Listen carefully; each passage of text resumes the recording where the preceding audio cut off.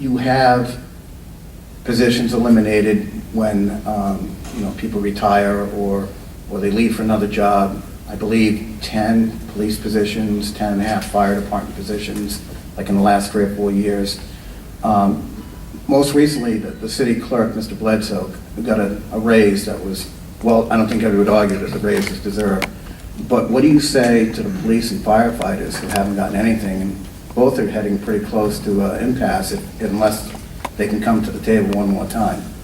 What would you suggest to those unions in terms of, and with management in terms of bringing those two together, assuming that you would get elected?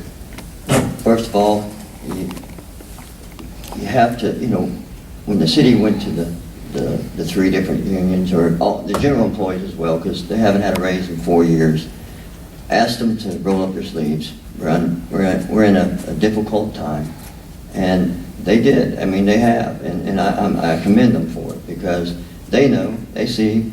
But the problem, what happens is they roll up their sleeves, but obviously their insurance companies raise their rates 20%.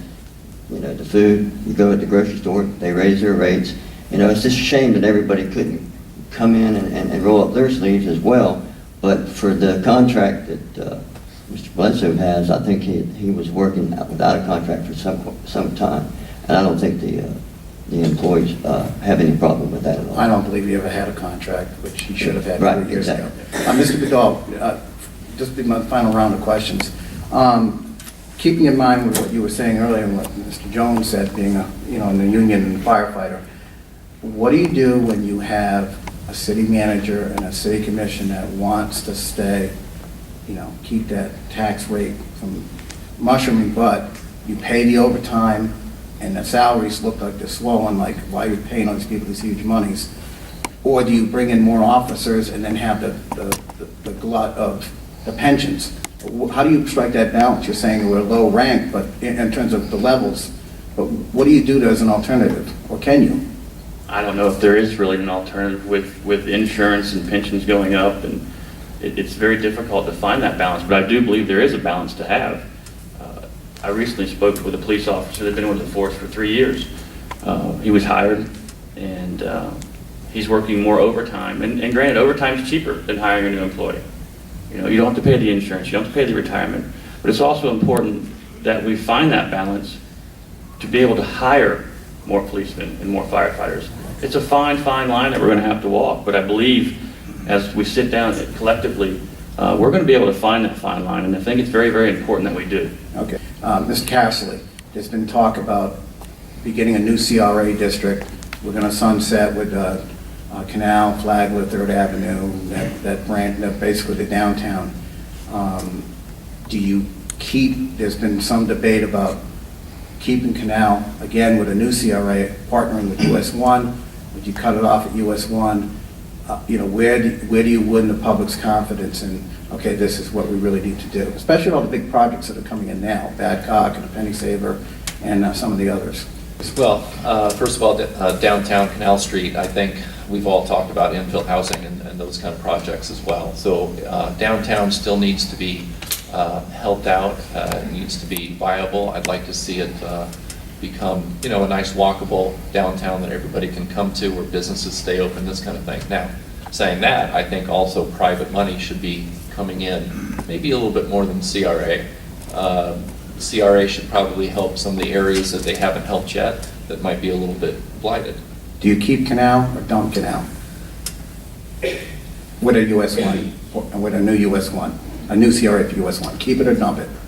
Well, I'd have to take a look and see if we could do a little bit of both. I think maybe US 1 would be a little bit more of a need than Canal. Well, what I'm saying is I think the general consensus, even along the US 1 corridor of Owen Beach, is that US 1 is hurt. Mm-hmm. Canal's been funded since US 1, 1985. US 1 needs help.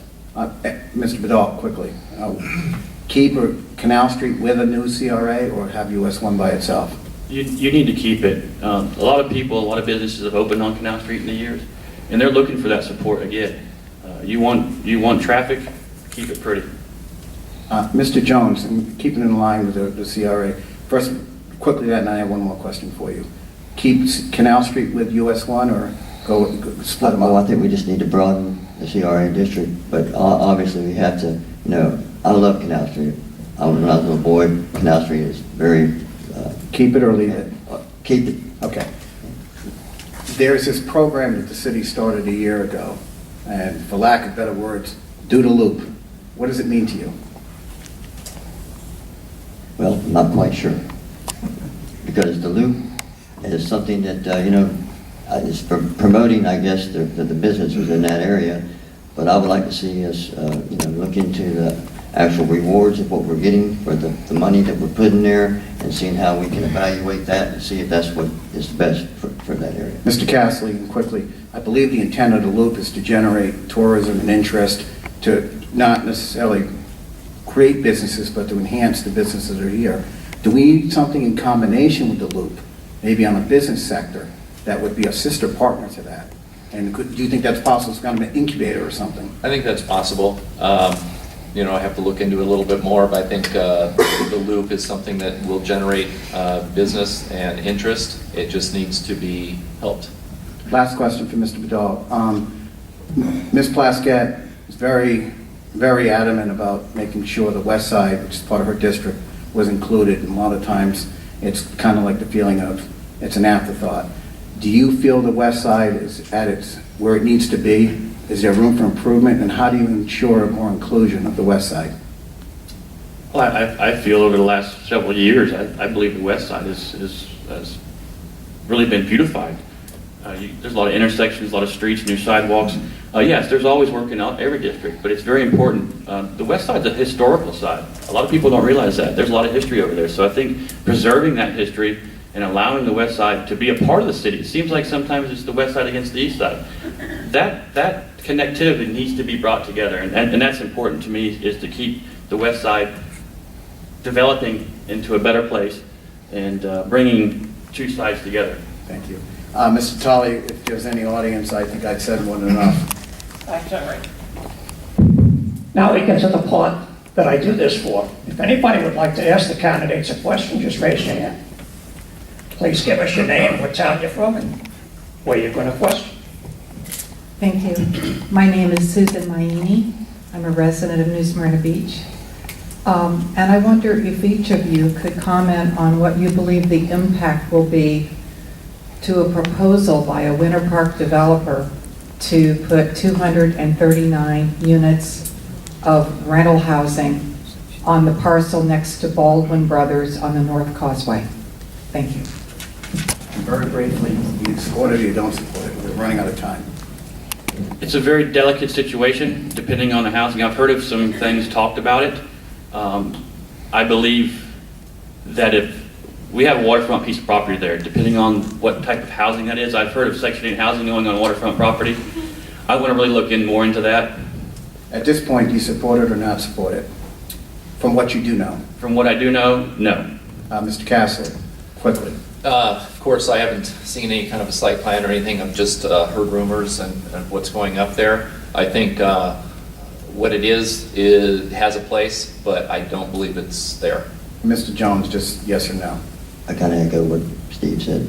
Sure. And just not to take away from the audience, but it's on my mind. In that line, what about the Delta Queen? Go to bed. Start out with Mr. Bedell. I'd like to look more into it, but at this moment, I'm going to have to say that I support it. Mr. Castle. I know there's RFPs that have gone out. I know the deadline was recently. I'm not sure how many that we have for that. I have not seen it. But my thought's always been utilizing waterfront property or property such as that in its highest and best usage. So, Mr. Jones, quickly, so we can get back to the audience. Well, I think that there's a lot of things that need to be in place before you really commit to something in that size and magnitude, but obviously we want something to be in there and be successful, and if it can be successful, I'm for it. I apologize to the audience if anybody else wants to jump in. Who's next?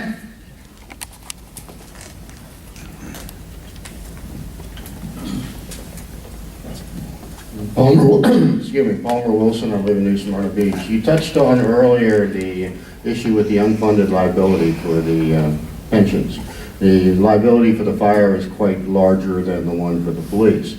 I'd like a little more specificity, that if you are elected, exactly what you will do to take steps to reduce that unfunded liability. And I would like you to comment on the effect that Port Orange has had addressing their unfunded liability where they have been successful, other than in collective bargaining.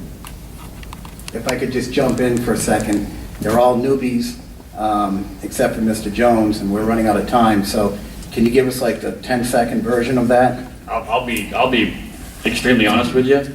That's something that I don't have a lot of knowledge in, but as a resident, I will promise you that I will look into that and make sure that things are taken care of. Mr. Castley? I think some of those issues can be advanced with, some of the economic development ideas that we have. And one of the things with New Smyrna Beach is that the property values are one of the 2 cities in the county that have gone up a little bit. So I think with added revenues, that's going to help. Mr. Jones, quickly. That's a pretty complex question, and it's, to answer it in 10 seconds, I don't really, that's going to be hard, but there's a lot of things that can be done. Caps on certain things, on benefits and stuff. Thank you, Mr. Jones. What we're going to do now is the last segment, which I call, you had opening statements, it's like a courtroom, the jury's out there, closing arguments. One of the things that I wrestled with was being a little more aggressive, and I realize this is the first debate. I'll probably be a lot more aggressive with some of the heavyweights coming up, but details. Why are you running for this office, and why should you get to vote over your other colleagues? Without bad-mouthing anybody, what separates you, and what is your priority? In a 1-minute summary. Why am I running for the city commission? Well, I love this community. Being here, born here, raised here, I still want to be involved. I want to serve. There's no greater reward than serving others. And I just I feel that with my experience serving on the city council in Edgewater, as well as being involved in Parks and Recreation on the boards, and being involved in my community, coaching Little League baseball for 14 years, kind of having a feel for what the community and what their needs are, and all around. It's not just firefighting. Excuse me, specifics on your number 1 priority. All right, number 1 priority is, I believe that it would be economic development. Mr. Castley, thank you, Kirk, I appreciate it. I've just been compelled to run for city commission because while I haven't lived here in the community as long as Kirk, naturally, or Ed for that matter, it's just the community spirit that I've seen is just overwhelming.